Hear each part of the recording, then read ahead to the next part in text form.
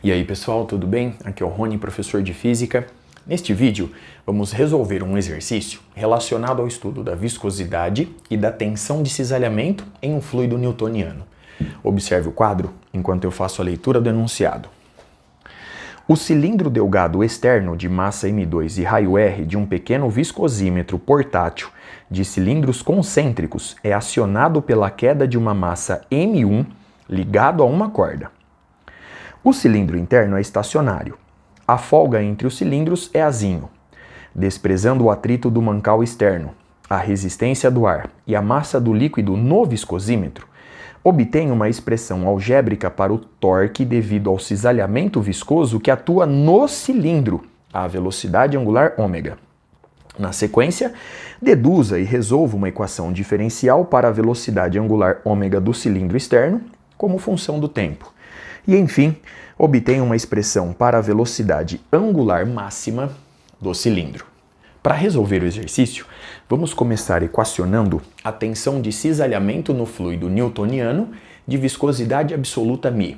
Conforme vimos anteriormente, a tensão de cisalhamento, dada pela razão da intensidade da força cisalhante por unidade de área, é igual ao produto da viscosidade absoluta μ pela taxa de variação da velocidade na direção do eixo x em relação à coordenada de posição y. Agora observe no quadro essa figura que ilustra uma vista superior do viscosímetro apresentado no quadro. Assumindo que esse espaçamento anular azinho seja extremamente pequeno, eu posso admitir que a distribuição de velocidade no fluido é linear com muito boa aproximação. Logo, a camada fluida em contato com o cilindro interno que se encontra em repouso possui velocidade nula devido à condição de não deslizamento. Agora, a camada fluida em contato com o cilindro externo possui a mesma velocidade v de rotação do cilindro em certo instante t devido à condição de não deslizamento. E sendo a distribuição de velocidade linear, eu posso escrever, portanto, que a intensidade da força cisalhante é igual a área A vezes μ que multiplica du dy é simplesmente V sobre azinho. Agora, essa área A representa a área da superfície lateral do cilindro externo em contato com o fluido. Sendo a área da superfície lateral de um cilindro, eu posso escrever que a intensidade da força cisalhante é a área da superfície lateral, 2πrh, vezes μ, vezes V sobre A. Agora, note o seguinte. Essa força representa a força cisalhante agindo na camada fluida em contato com o cilindro externo. A reação, portanto, está atuando no cilindro na mesma direção e no sentido oposto com a mesma intensidade. Portanto, a força que atua no cilindro tem a mesma intensidade da força cisalhante. E o torque devido à ação dessa força F no cilindro é um torque que dificulta o movimento de rotação do mesmo. Para determinar o torque, basta recorrer à expressão. O torque, ou momento da força F, nada mais é do que a intensidade da força F vezes a distância que o ponto de aplicação da força se encontra ao eixo de rotação, que é simplesmente o raio. Muito bem? Logo, eu posso escrever que o momento ou torque da força que atua no cilindro devido à interação com o fluido é igual a F vezes R. Perceba que nós vamos obter R ao quadrado. E eu vou substituir naquela expressão a velocidade V pela velocidade angular ômega vezes o raio. Portanto, nós temos o raio aparecendo ao cubo. Logo, nós temos 2 vezes π vezes o raio ao cubo, 2π r ao cubo h vezes μ, que multiplica ômega sobre A. Então, observe no quadro a expressão obtida e o pequeno cálculo realizado até aqui.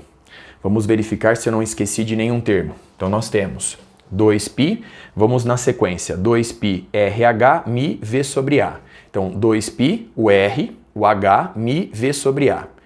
V eu troquei por ômega R, portanto aparece o R ao quadrado com o R da expressão do torque, R ao cubo.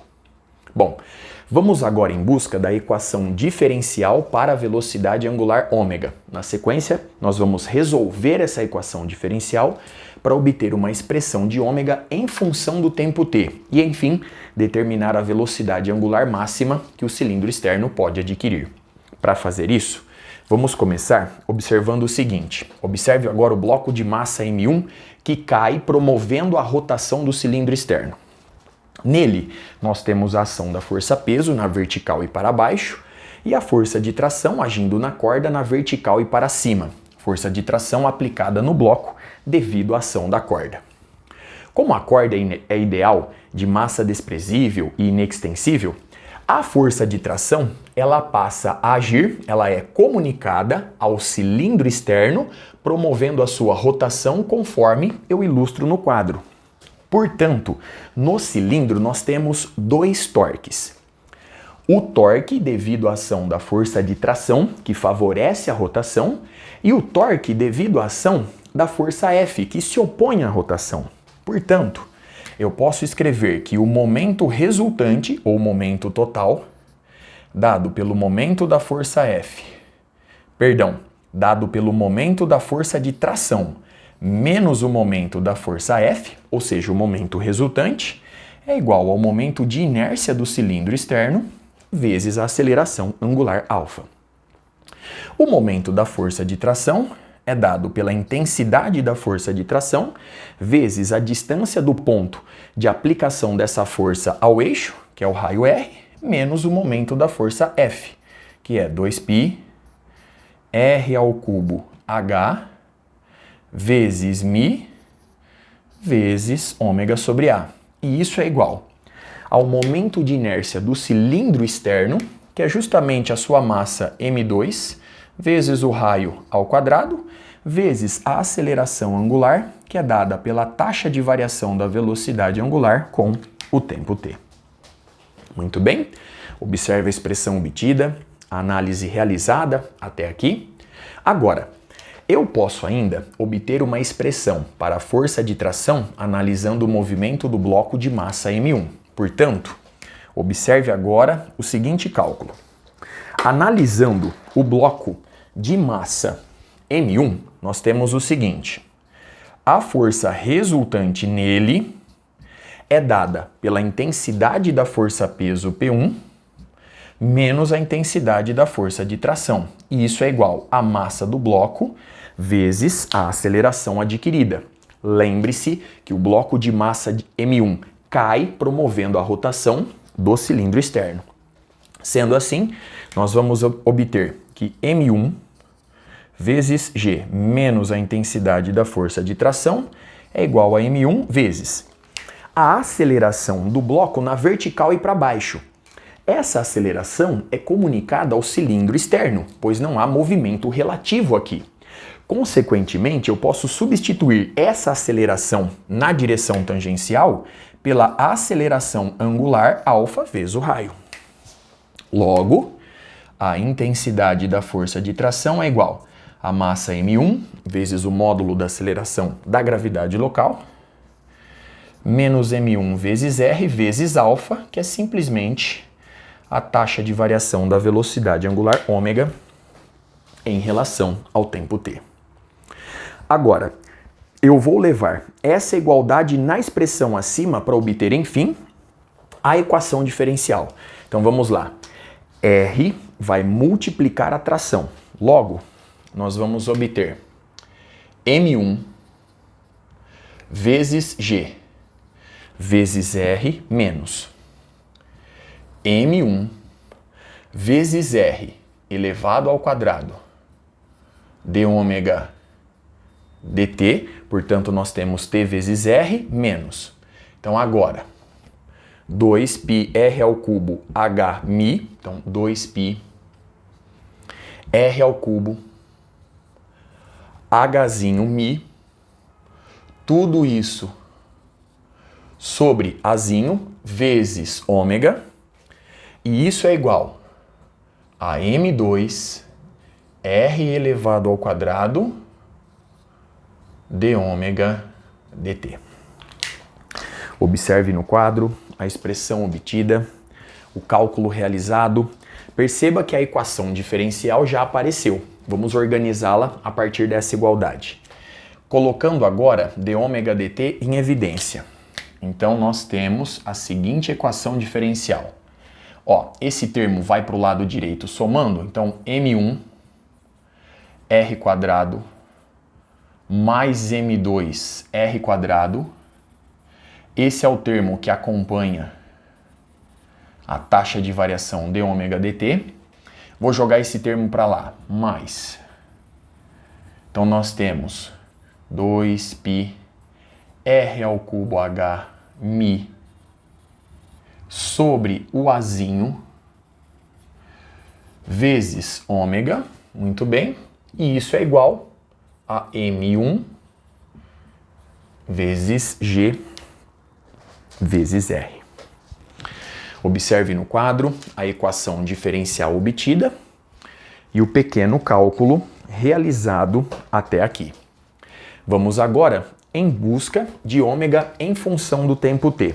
Para fazer isso, eu vou admitir que este termo representa um coeficiente a, este termo um coeficiente b e este termo um coeficiente c. Então vamos escrever para não perder a informação.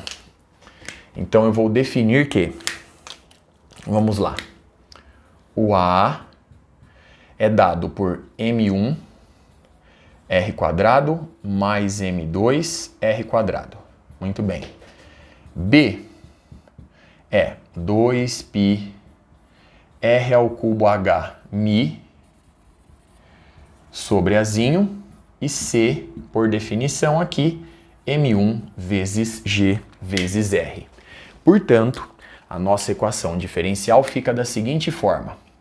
A d ômega dt mais b ômega é igual a C. Muito bem? Consequentemente, eu vou escrever assim, ó, vou jogar b ômega para o lado direito. Então, nós temos C menos b ômega. Logo, a equação diferencial obtida fica dada por d ômega sobre C menos b ômega. Isso é igual a 1 sobre a dt. Perceba que temos pela frente uma equação diferencial separável. Então agora eu vou integrar ambos os membros dessa igualdade. Do lado esquerdo, eu vou integrar de uma velocidade angular inicial igual a zero, pois o sistema parte do repouso, até certa velocidade angular ômega, e do lado direito do instante t igual a zero até certo instante t. Bom, o lado direito é fácil de ser resolvido. O lado direito nada mais é do que 1 sobre a vezes a integral de 1 em relação ao tempo t, de 0 a t. Pelo teorema fundamental do cálculo, a gente obtém do lado direito tzinho sobre a. Então vamos agora resolver a integral do lado esquerdo. Eu vou recorrer à regra da substituição. Perceba que um logaritmo vai aparecer aqui. Então vamos lá. Eu vou admitir que ômega, essa minha variável de substituição, é igual a C menos B vezes ômega minúsculo. Portanto, d ômega é igual à derivada dessa expressão em relação a ômega minúsculo, então menos B, d ômega minúsculo. Agora eu vou levar essa substituição na integral acima. Então olha só, copiando só o que interessa. A integral, perceba que d ômega minúsculo é d ômega maiúsculo sobre menos b. Então eu vou colocar menos 1 sobre b já do lado de fora. E c menos b ômega minúsculo é o ômega maiúsculo. Logo você vai obter menos 1 sobre B vezes o ln de ômega maiúsculo. Consequentemente, já continuando aqui embaixo, você vai obter menos 1 sobre Bzão vezes o ln de ômega maiúsculo, que é C menos B vezes ômega minúsculo. Tudo isso de 0 até um certo valor de ômega. Muito bem, observe o quadro. Agora, isso vai nos dar, então vamos lá, menos 1 sobre B grande, que multiplica. Pelo teorema fundamental do cálculo, você vai obter aqui o ln de C menos B vezes ômega menos o ln de C, já que quando eu substituir ômega por 0, esse termo desaparece. A diferença entre dois ln's é o ln da divisão. Portanto, o ln de C menos B ômega sobre C. Perceba que a gente acaba de resolver a integral do lado esquerdo. Então agora vamos memorizar este resultado. Eu vou levá-lo agora na expressão acima. Consequentemente, a gente vai obter a seguinte expressão. Então vamos lá.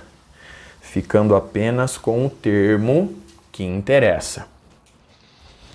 Então agora nós temos do lado esquerdo.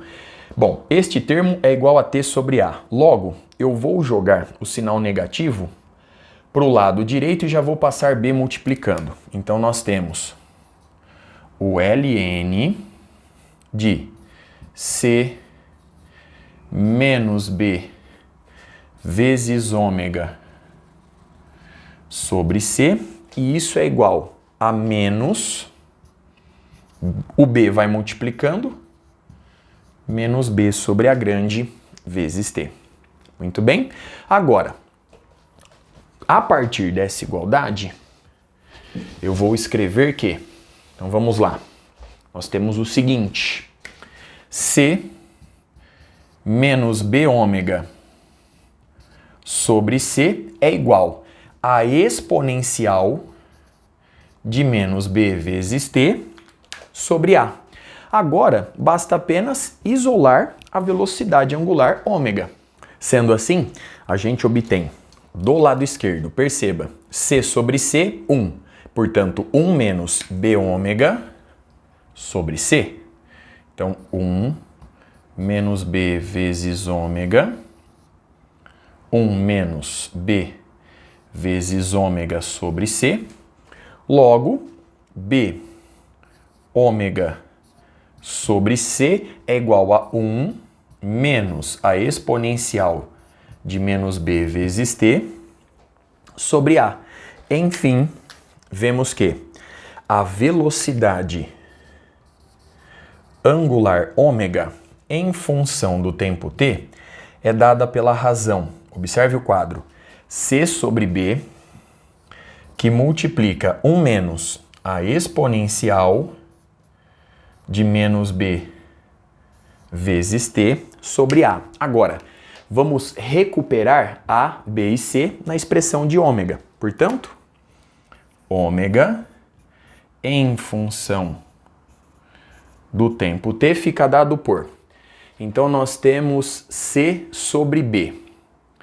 Vamos colocar aqui C sobre B. Portanto, M1 vezes G vezes R.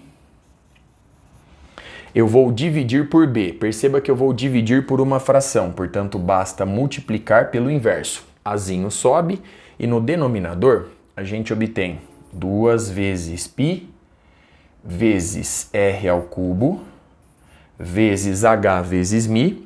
Eu posso simplificar R nessa razão, portanto, M1GA, e aqui aparece apenas Rzinho elevado ao quadrado, muito bem.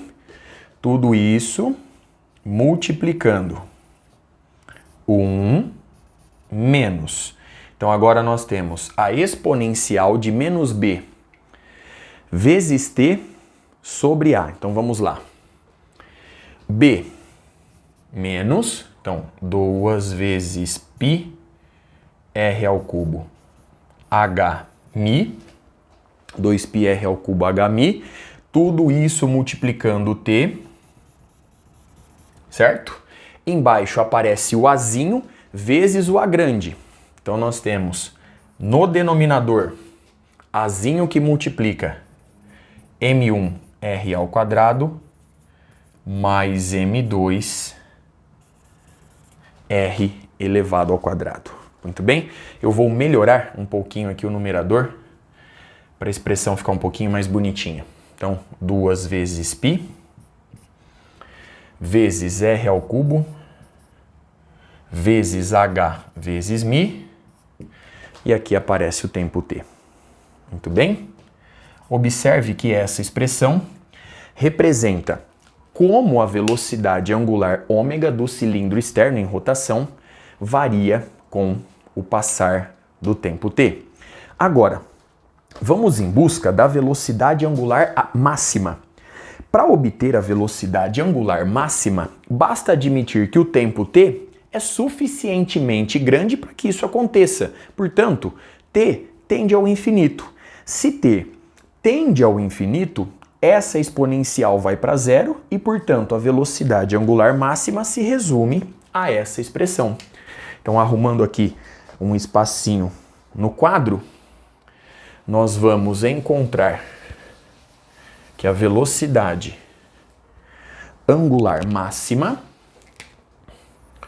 ômega máximo é dado por m1 vezes g vezes a sobre 2π r elevado ao quadrado h vezes mi.